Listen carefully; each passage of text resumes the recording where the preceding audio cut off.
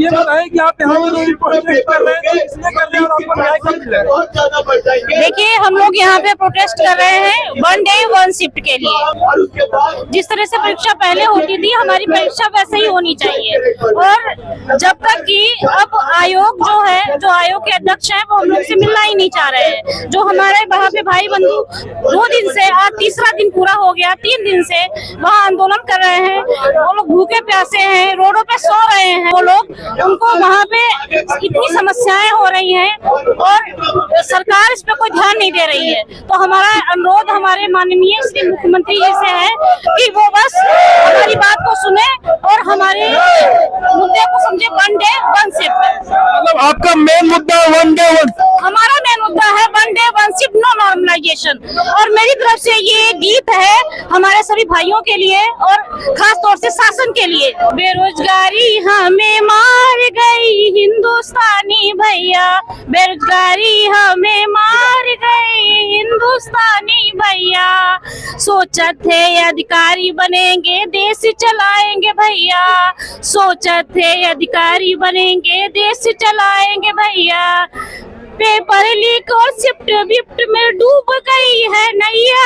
बेरोजगारी हमें मार गई हिंदुस्तानी भैया, बेरोजगारी हमें मार गई हिंदुस्तानी भैया। कहते थे सब योगी तंत्र है सॉरी, कहते थे सब योगी तंत्र है, अब सुधरेगा भैया। कहते थे अब योगी तंत्र है, सब सुधरेगा भैया।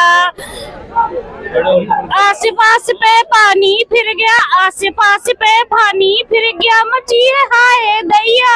बेरोजगारी हमें मार गई हिंदुस्तानी भैया, बेरोजगारी हमें मार गई हिंदुस्तानी भैया। लोकतंत्र के घायल बच्चे द्वार पड़े हैं तुमरे, लोकतंत्र के घायल बच्चे द्वार पड़े हैं तुमरे।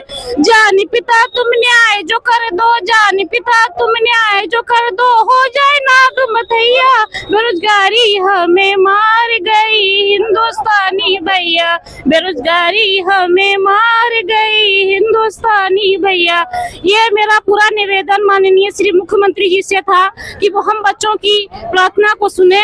और हमारा जो एक ही एजेंडा है, हमें किसी पार्टी से, किसी विपक्ष से, किसी से कोई मतलब नहीं है। 1 डे 1 शिफ्ट, जैसे हमारा एग्जाम पहले होता था, जैसे कि हमें पहले हम लोग एक प्लेटफॉर्म पे मैच खेलते थे और हम सब लोगों के साथ समता मूलक तरह से हम फाइट करते थे और हम एग्जाम निकाल रहे थे। जिस तरह से हमारे पीटी निकाल के हम मैच दे रहे थे, उसी तरह से हम चाहते हैं कि फिर से वही व्यवस्था है। और बस यही हमारा निवेदन है और आप सभी साथियों से निवेदन है कि आप सभी ज्यादा से ज्यादा इस आंदोलन को सपोर्ट करें। मैम हमें आपने बता दिए, जो हमारे बहन बेटियां जो अभी वहाँ पे प्रोटेस्ट कर रही है, वहाँ पे कोई व्यवस्था मतलब रोड पे सो रहे हैं, शासन की तरफ से कोई व्यवस्था नहीं है। पर जो हमारे भाई बंधु, जो लोग, जो हमारा पूरा छात्र संघ है, जो हमारे मित्र लोग इलाहाबाद में बैठे हैं, तो उन लोगों ने हमारी बहनों के लिए पूरी व्यवस्था की। और इवन आज मैं भी जाने वाली थी इलाहाबाद, लेकिन किसी कारण बस हम इलाहाबाद नहीं पहुँच पाए क्योंकि हमारा रिजर्वेशन हमको कंफर्म नहीं हो पाया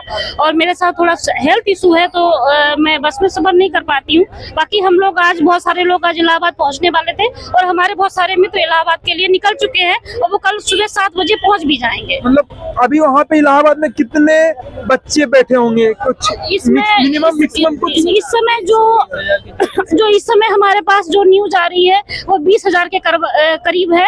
और हमारी ये जो मतलब उम्मीद है, ये हमारी ये जो मतलब कोशिश है हम सारे बच्चों की कि कल तक हम 50,000 बच्चे वहाँ पहुँचे। मतलब रात भर में 30,000 बच्चे और आ जाएंगे? बिल्कुल बिल्कुल। ये बच्चे मैम सिर्फ यूपी और बिहार के हैं या पूरे भारत के होंगे? ये पूरे भारत से, हमारे देश में मतलब पूरा भारत हमें सपोर्ट कर रहा है। हम एक है, इवन हम एक ही हैं। जब हम यूपी में, चूंकि इस तरह की चीज है नहीं, यहाँ पे सारे स्तर के सारे राज्यों के बच्चे पेपर देते हैं, तो हमारे यहाँ थोड़ा सा यूपी का जो पेपर का स्ट्रक्चर है वो थोड़ा समता मूलक है। तो खास तौर से हिंदी भाषी राज्य के सारे बच्चे वहाँ पहुँच रहे हैं और यूपी के 75 जिलों के बच्चे वहाँ पहुँच रहे हैं। आप लोग ने पूरे स्टूडेंट मिलके एक नारा दिए थे, वो नारा पहले योगी जी का था, बटोगे तो कटोगे। आप लोग ने एक नारा दिया है न बटेंगे न हटेंगे, तो कहीं ये नारा मोदी जी कहीं उठाया हुआ है, फिर आप लोग अपने से इसका मतलब क्या है मैम? देखिए, इसका मतलब सिर्फ इतना ही है कि हमें बटना नहीं है और हमें हटना नहीं है। हमें बस वहां से, हम यहाँ से दिल्ली से सपोर्ट कर रहे हैं और हमें वहां से इलाहाबाद में जब तक कि अध्यक्ष की तरफ से हमको ये नोटिस नहीं मिल जाता कि नो नॉर्मलाइजेशन, 1 डे 1 शिफ्ट, बस हमें सिर्फ इतना ही चाहिए। उसके अलावा हमें किसी राजनीति से, किसी अन्य चीजों से, किसी पार्टी से, किसी विपक्ष से हमारा कोई मतलब नहीं है। ये हमारी अपनी लड़ाई, हम विद्यार्थियों की लड़ाई है। हमें तैयारी करते हुए आज 8 साल हो गए हैं। हम यूपीएससी के स्टूडेंट हैं, यूपीएससी की तैयारी कर रहे हैं। आप 8 साल से दिल्ली में तैयारी कर रहे हैं? बिल्कुल, ऑब्वियसली। आप ऐसे बिलोंग कहाँ से करते हैं? मैं यूपी में, बरेली से। आप यूपी में, बरेली से। हाँ। तो आप ये बताएं कि जब 8 साल से आप रह के दिल्ली में तैयारी कर रहे हैं, तो हर महीना का कॉस्ट कितना जा रहा होगा मिनिमम? हर महीने का कॉस्ट मिनिमम आप लगा लीजिए 3 से 4 लाख। महीने की मैं बात कर रहा हूँ। अच्छा, मैं साल की बता रही हूँ। अच्छा, महीने का तो 20-25 हजार। महीने का 20 से 25 हजार रुपया हर महीने की। 20 हजार उनका है, वो बच्चों का जो बहुत गरीब बैकग्राउंड से हैं। बाकी लाइब्रेरी और दुनिया भर इतना सारा है, तो हम लोग का तो 25-30 हजार तक पहुंच जाता है। 20 हजार रुपया का जो नॉर्मल घर से देखे या देहात के उठ के बच्चे देखे, तो उनके पिता हैं जो महीने के 15 से 20 हजार रुपए तो कमाते ही हैं, फिर भी। अब ये तो सर, इसका तो मुझे अनुमान कुछ मैम, जैसे आप भी, ये है कि जैसे हमारे जो बहुत सारे भाई बंधु हैं, खास तौर से मैं ये जो ग्रामीण क्षेत्र के बच्चे, जो हिंदी वर्ल्ड के बच्चे हैं, उनके साथ में पैसे की बहुत दिक्कत है और उनके सबके माता पिता कर्जे में हैं। इवन मैं तो ये समझती हूँ कि मेरे ही ग्रुप में कम से कम 20-22 लोग ऐसे हैं जो खुद जॉब कर रहे हैं। इवन मैं भी जॉब कर रही हूँ। तो बहुत सारे बच्चे ऐसे हैं। मैं कंटेंट राइटर हूँ, पर किस कोचिंग में हूँ यह नहीं बताऊंगी। तो ये चीज है कि बहुत सारे बच्चे यहाँ पे जॉब कर रहे हैं। तो जॉब और स्टडी आप दोनों कर रहे हैं? हाँ, मेरा, क्योंकि बहुत लंबा समय हो गया, परिवार सपोर्ट नहीं कर सकता इतने लंबे समय तक। ये लॉजिकल फील्ड है। और हम लड़कियों के ऊपर तो खास तौर से हमारे पे तो विवाह का प्रेशर भी है, परिवार का भी प्रेशर है। यहाँ आंदोलन में आने के लिए भी मनाही है, लेकिन फिर भी हम स्वयं के स्टैंड से यहाँ पे हैं, क्योंकि हमें पता है कि हमारी लड़ाई है। अगर हम नहीं निकलेंगे घर से बाहर, तो हम कैसे जीतेंगे? बताइए, आपने 8 साल से और कम से कम मिनिमम तो 3 से 4 साल तक के बच्चे दिल्ली में आके तैयारी कर रहे हैं। अगर जो दिल्ली में 3-4 साल से तैयारी कर रहे हैं और लोग कोई एग्जाम नहीं निकल पा रहा और इतना डिफिकल्ट हो गया है, धरना पोस्टर चल रहा है, तो फैमिली की तरफ से कोई प्रेशर आता है?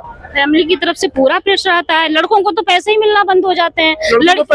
लड़कियों के साथ में कम से कम फैमिली की सिंपैथी काफी समय तक रहती है, 5-6 साल तक रहती है। लेकिन लड़कों के साथ स्थिति मेरे ख्याल से 3-4 साल में जो समझ रही, हाँ 2-3 साल में लड़कों के साथ में ज्यादा स्थिति एडवर्स है। क्योंकि और खास तौर से यूपी बिहार के लड़के, जो हमारे गाँव के, जो हमारे हिंदी वर्ल्ड के बच्चे हैं और जिनके पास कोई ऐसी एकेडमिक डिग्री नहीं है कि वो कोई, जैसे कि मैं MSc हूँ, तो और बहुत सारे ऐसे बच्चे हैं कि जो केवल सिंपल ग्रेजुएट हैं, जो केवल BA हैं, जिनको बड़ी कोचिंग्स में नौकरी भी नहीं मिल रही है। तो उनके लिए तो यहाँ पे सरवाइव करना दिल्ली में बहुत मुश्किल है। हमारा रूम इवन 9,000 का है।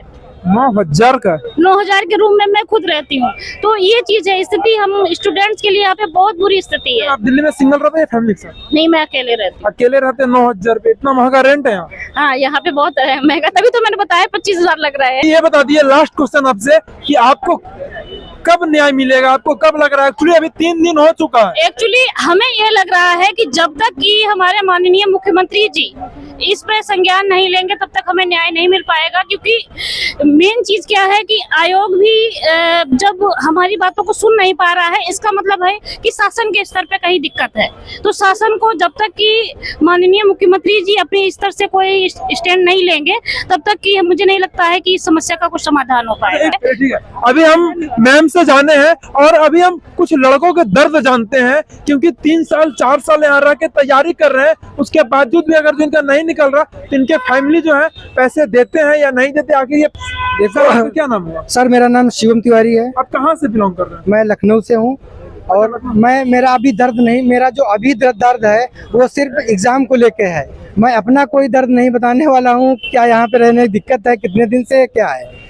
माननीय योगी नाथ जी से मेरा एक ही निवेदन है कि योगी जी आप इस मामले को संवेदनशीलता से तत्काल प्रभाव में माननीय लोक सेवा आयोग को जो है नोटिस दीजिए कि आप इस एग्जाम को कैंसिल